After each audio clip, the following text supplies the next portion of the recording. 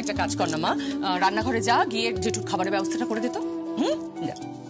এই শোন, তোর জন্য আমি অর্নামেন্টস বার করে রেখেছি, দেখে নে পছন্দ হয় কিনা, ড্রেসের সঙ্গে ম্যাচ হচ্ছে কিনা দেখ। যা। তুই হা করে দাঁড়িয়ে আছিস কেন বলতে কি? হ্যাঁ, তোর তো চান করতে 3 ঘন্টা সময় লাগে, যা স্নানটা সেরে ফেল না, যা। হ্যাঁ যাই। বাবা বললেন? হ্যাঁ বড় বলছিলাম তুমি কিন্তু একটু অতিথিদের আপ্যায়নটা দেখো। হ্যাঁ, তুমি এসব নিয়ে একদম ভেবো না বড় বৌদি। একটা জিনিস মাথায় পরিষ্কার করে রাখো, এই বাড়িতে আর কিছু হোক না হোক, আতিথেয়টাই কিন্তু জাস্ট অসাধারণ। যাকে আমি নিশ্চিন্ত রইলাম। আচ্ছা চলো যাই দেখি। হ্যাঁ হ্যাঁ চলো তো দেখি।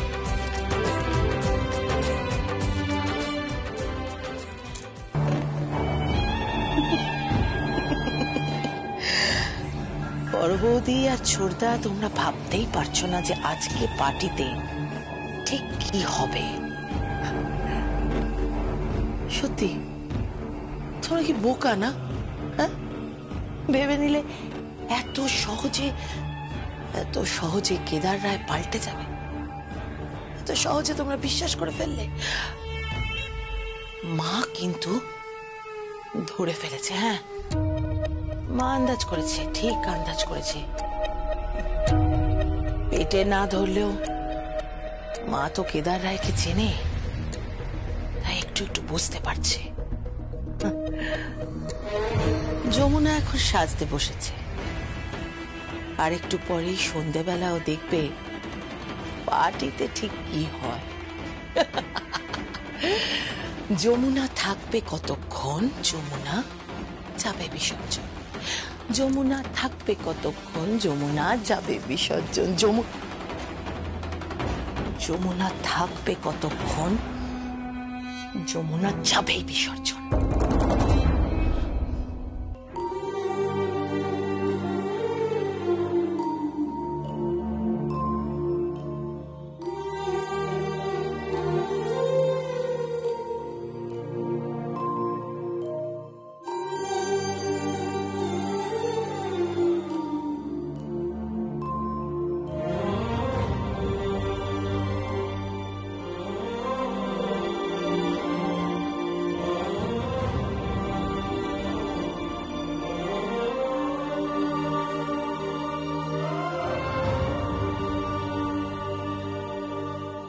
যমুনা, যমুনা,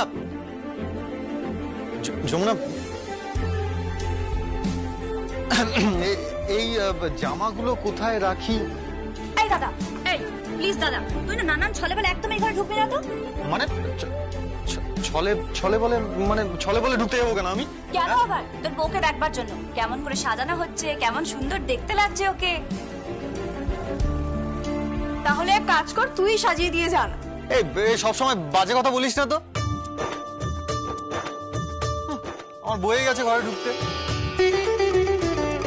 আমি তো এগুলো রাখতে এসেছিলাম।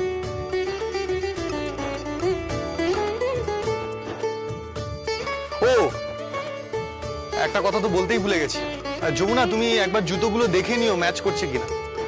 বুঝতে পেরেছো তো? 1 মিনিট দাও, আমি জুতোগুলো নিয়ে আসছি। জুতো দিয়ে কি করবে? আরে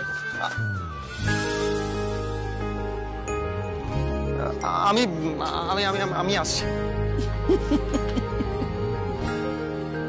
আচ্ছা, ও বউটাকে একটু সাজাবে, তা তোরা ওরম করছিস কেন বল দেখিনি? এ বাড়ির বউদের তো আর ভালোবাসা জোটে না। আমার যমুনা হচ্ছে পুণ্যবতী, তাই ওর কপালে জুটেছে। এই তো এসে গেছি। দেখি সরো। এগুলো কি? আরে জুতো। আপনি পায়ের কাছে বসছেন কেন? তাতে কি হয়েছে? আরে স্বয়ং মহাদেব মা কালীর পায়ের সামনে শুয়ে পড়লেন, আর আমি তো সাধারণ মনুষ্য, আর ওনারা তো ঈশ্বর ভগবান, ওনাদের কাছ থেকে তো শিখবো, তাই না?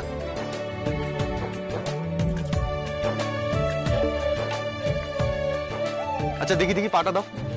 আপনি ছেড়ে দিন না, কি করছেন? আরে দাও না।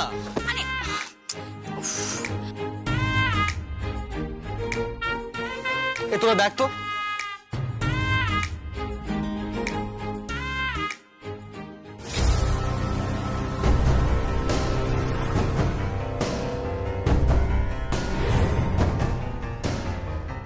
এটা ঠিক আছে? না না, এটা ভালো লাগছে না, এটা ম্যাচ করছে না। এটা দেখি, এটা না না, এটাও ভালো লাগছে না।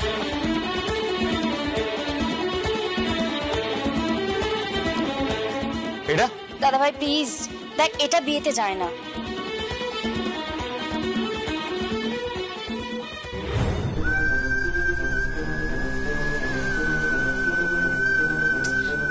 ছেড়ে দিন না আপনি।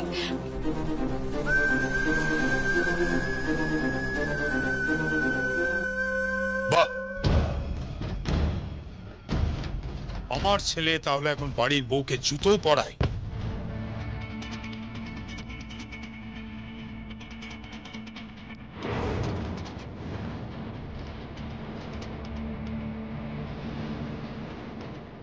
বাবা, যমুনা, তুই নাকি তোর স্বামীকে খুব ভক্তি করিস? স্বামীর হাতে জুতো পরছিস তুই? অসুবিধাটা কি? বাড়ির অন্যান্য পুরুষরা বাড়ির বউদের জুতো মারছে, আর ও ওর বউকে পায়ে হাত দিয়ে জুতো পরাবে, এটাই তো হওয়া উচিত। বাড়ির বউরাই বা কেন সারা জীবন ধরে শুধু স্বামীদের ওই জুতো পরিয়ে যাবে মাথা নিচু করে? বিন্দুবাসনী দেবী,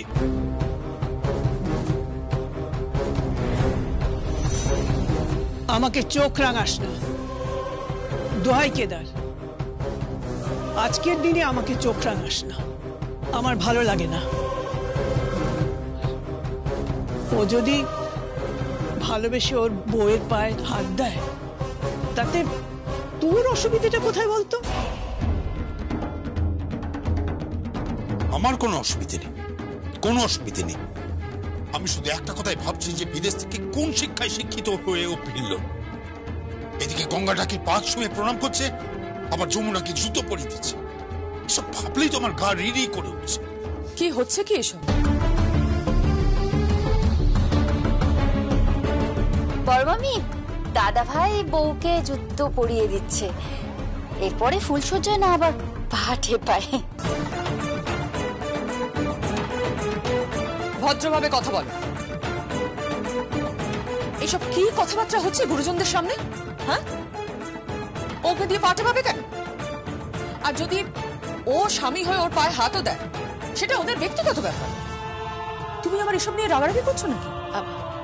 দাদা দাদা বর্দা, প্লিজ আজকে দিনটা অন্তত মেজাজ করো না, প্লিজ প্লিজ দাদা, প্লিজ সবাইকে বলছি আজকে থাকে সবাই। আর দাদা, শ্রী কিন্তু তোমার জন্য খাবারের ব্যবস্থা করেছে। চল ডাইনিং টেবিলে চলো, কিছু মুখে নাও, আসো।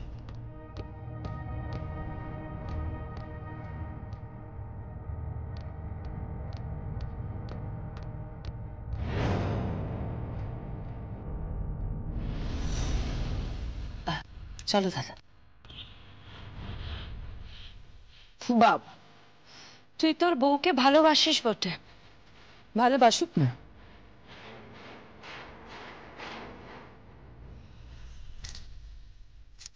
খুব ভালোবাসি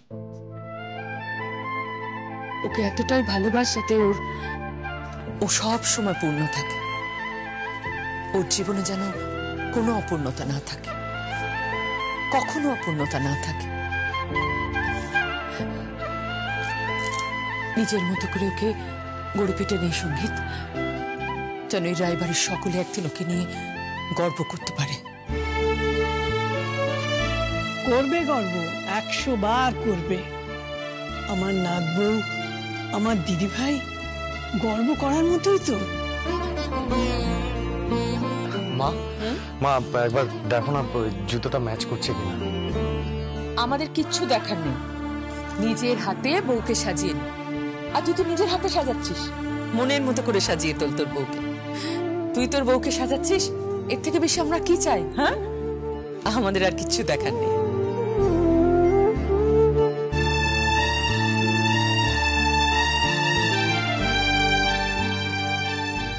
আমার ছেলে হয়ে, কেদার রায়ের ছেলে হয়ে একটা ঢাকির মেয়ের পায়ে জুতো পরিয়ে দিচ্ছে। আমাদের বংশের কোনো পুরুষ কখন কোনো মেয়ের পায়ে জুতো পরিয়ে দেয়। বর্দা বর্দা প্লিজ প্লিজ এখন না, তুমি মাথা গরম করো না প্লিজ প্লিজ। আমি হাত জোর করছি, প্লিজ তুমি উত্তেজিত হবে না। দাদা বলো প্রশান্ত।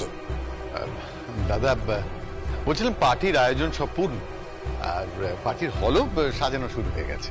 হ্যাঁ জেঠু, ফার্স্ট সেগমেন্টে রিং সেরিমনি হবে, আর তারপরে শুরু হবে গান বাজনা। গান বাজনা? গান বাজনা আমি পছন্দ করি না, তোমরা জানো না? কোনো গান বাজনা হবে না, কোনো গান বাজনা হবে না। আর যদি গান বাজনা হয় তাহলে সে পার্টিতে আমি যাব। দাদা দাদা আপনি যতক্ষণ থাকবেন ততক্ষণ কোনো গান বাজনা হবে না, কিন্তু দাদা বাজনা না হলে তো যমুনা হাতে ঢাক তুলবে না, আর যদি যমুনা হাতে ঢাক না তুলে তাহলে তো কি 2 আর 2 4 হবে না।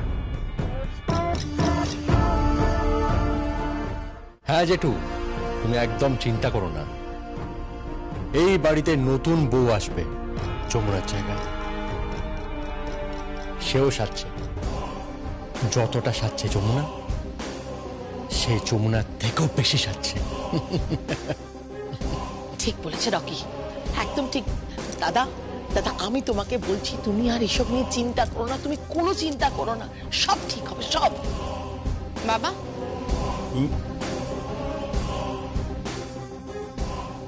দেখো ওকে নিয়ে এসেছি। ও বেদ, ওকে আমি ইনভাইট করছি। বেশ করেছো, তোমাদের যা ইচ্ছে তোমরা তাই করো। আমি শুধু চাই রায় পরিবারের মাথা যার জন্য হেট হয়েছে, আমাদের আভিজাত্যে আঘাত করেছে, রায়বাড়ির ওই বিশ্রী ক্ষতটায় যেন কেউ প্রলেপ দেয়। যমুনার কণ্ঠস্বর, যমুনার ঢাকের আওয়াজ, এমনকি যমুনার এক্সিস্টেন্স যেন এ বাড়িতে আর না থাকে।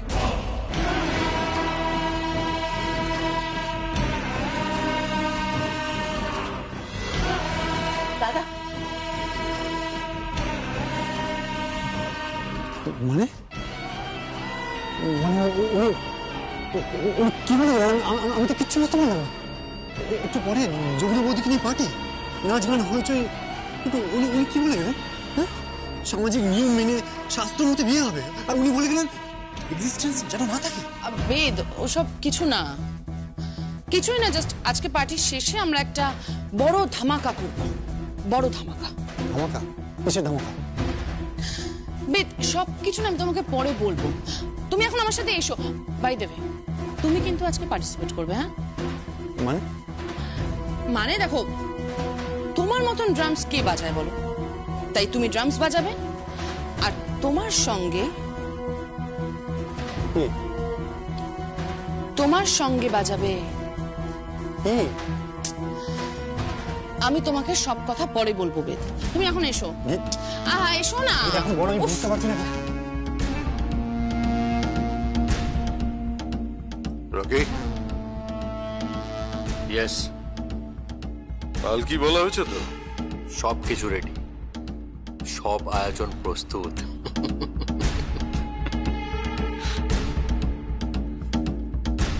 যমুনা, রায় বাড়িতে তোর আর ঘর করা হলো না রে যমুনা, আর ঘর করা হলো না।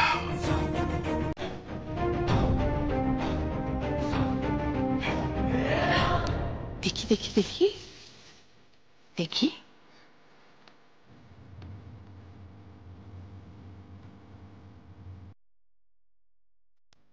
বাহ, খুব সুন্দর লাগছে। এটা হচ্ছে তোর বিয়ের বেনারসি। খুব সুন্দর শাড়িটা, এটা তো খুব দামি মনে হচ্ছে পিসিমণি। কবে কিনলে? কিনবো কেন, এই শাড়িটা পরে বড় বৌদি বিয়ে করেছিল। কি বলছো কি তুমি? তুমি এই শাড়িটা কোথা থেকে পেলে? আমি নিয়ে এলাম।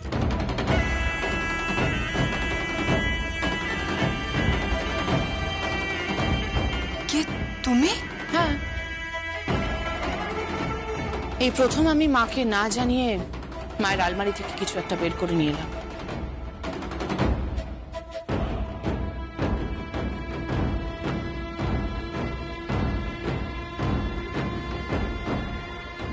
অনেক অপমান সহ্য করেছে আরজা, অনেক অপমান। এইবার সমস্ত অপমান সঙ্গীতকে সুদে আসলে ফেরত দিবি। হ্যাঁ, আসলে আসলে যমুনা যাই হয়ে থাক না কেন, যমুনাকে তো আমাদের সঙ্গে মানায় না। আর সেই কথাটা সঙ্গীত কেন বুঝতে চায় না? তবুও সঙ্গীত বারবার এই কথাটা মানতে চায় না, আর এর খেসারত তো সঙ্গীতকে দিতেই হবে। হ্যাঁ,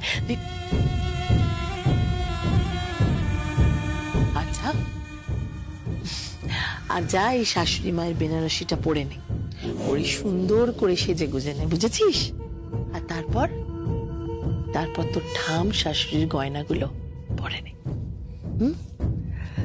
আর আচ্ছা, ঠিক কখন তোমাকে পালকিতে উঠতে হবে, কখন তুমি পালকিতে উঠবে, কিভাবে ঢুকবে, কতজন তোমাকে ঘিরে থাকবে, পুরো বিয়েটা ঠিক কিরকম ভাবে হবে সব তোমাকে আমি পরে বলবো।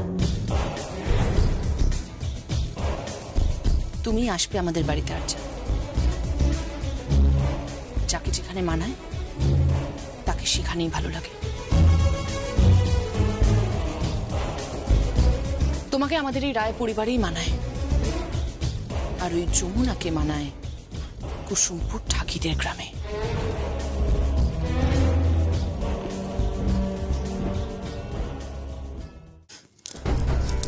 বেনারসিটা কোথায় গেল? কি আশ্চর্য, এখানেই তো রেখেছিলাম। মল্লিকা, তুলি, একটু আসবে প্লিজ। ও মাই গড, বেনারসিটা খুঁজে পাচ্ছি না।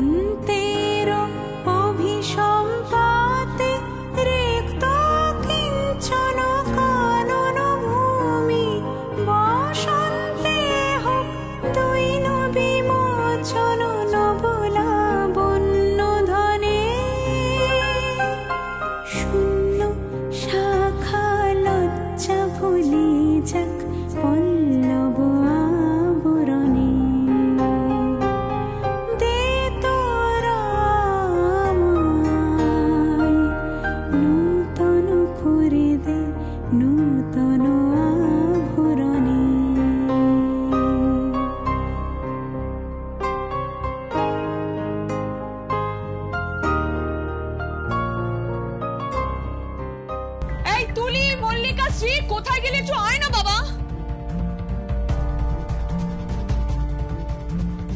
কি হয়েছে জেম্মা? এই দেখ না, আমার বেনারসিটা খুঁজে পাচ্ছি না। তোমার বেনারসি? ওটা তো আলমারিতে ছিল। আরে বাবা, তাই তো ছিল, এখন খুঁজে পাচ্ছি না বলছি তো। তুই কোনো লন্ড্রিতে কাস্তে টাস্তে দিসনি তো? ওটা কিন্তু খুব দামি পুরনো ভারী শাড়ি, জানিস? যে কোনো লন্ড্রিতে কিন্তু ওগুলো ড্রাই ওয়াশ করতে দিস না। কি করি আমি এখন? এই মল্লিকা, মল্লিকা, কি হয়েছিল কি তোমার? আমি দেখো একটা শাড়ি খুঁজে পাচ্ছি না, ওখানে রেখেছিলাম। না না, আমি বলছি তুমি নিশ্চিত যে তুমি ওখানে রেখেছিলে? আরে হ্যাঁ রে বাবা, আমার বিয়ের বেনারসিটা আলমারিতেই তো রেখেছিলাম। বিয়ের বেনারসি? হ্যাঁ। বিয়ের বেনারসি নিয়ে তুমি কি করবে এখন? ওটা আমি যমুনাকে দিতাম। আসলে আমার খুব স্বাদ জানো, তাই চেয়েছিলাম যমুনা যদি ওই শাড়িটা পরে বিয়েতে বসে। ওই শাড়িটার সঙ্গে আমার এত সেন্টিমেন্ট জড়িয়ে আছে। বড় বৌদি, ওসব ছাড়ো না, ওরকম বেনারসি হাজারটা চলে আসবে। তুমি ছাড়ো তো ওই বেনারসিটা। ছাড়বো মানে? আরে না না, ছাড়বে কেন মানে? আমি বলছিলাম যে পুরনো শাড়ি হয়ে গেছে তো, তাই জন্য। কতটা নতুন পুরনো নয় রাগিনী, সেন্টিমেন্টটা ইম্পর্টেন্ট। তুই একটু মনে করে দেখ তো, তুই দিসনি তো লন্ড্রিতে শাড়িটা? না না জানো, আমি দেইনি। কি আশ্চর্য, তাহলে কোথায় গেল শাড়িটা? গীত, গীত, গীত, গীত, আলমারিতে আমার বিয়ের বেনারসিটা ছিল, মানে তোমার ঠামের যে বেনারসিটা, ওটা খুব দামি পুরনো শাড়ি। তুমি দেখেছো শাড়িটা? না, আমি জানি না।